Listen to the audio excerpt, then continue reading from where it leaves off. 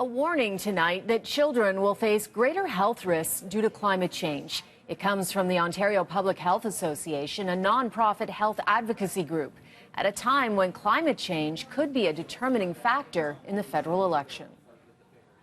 The group is warning children will be more susceptible to asthma, heat stroke, and Lyme disease as summers get longer, drier, and hotter in the coming years. And it is calling on parents to get more informed about climate change and act on it. The effects of climate change have been hard to ignore this summer.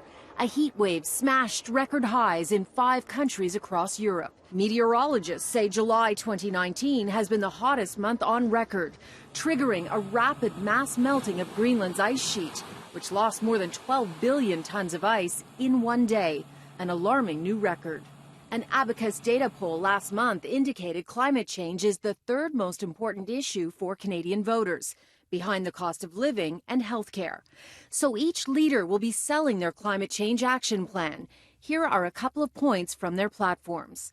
The Liberals promise to implement a full carbon pricing plan as well as ban single-use plastics by 2021.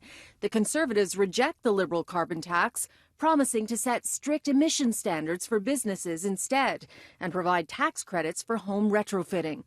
The NDP also want retrofitting for every home in the country by 2050 and would ban single-use plastics by 2022.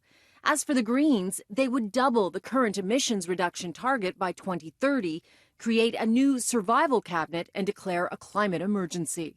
Could climate change be one of the determining factors in the upcoming election? Climate change could be potentially the driver of young voters to the polls in this election campaign.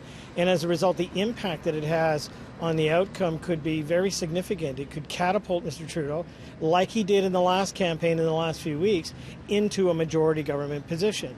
So it is young people who normally have about 40 to 45% turnout. And we're talking 18 to 34-year-olds who, if they suddenly become motivated, like their more senior counterparts, could have a drastic impact on the outcome of the campaign.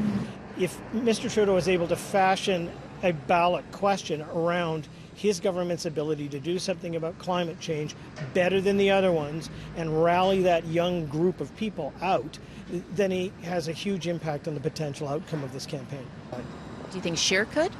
I think Scheer campaigns on a different set of issues.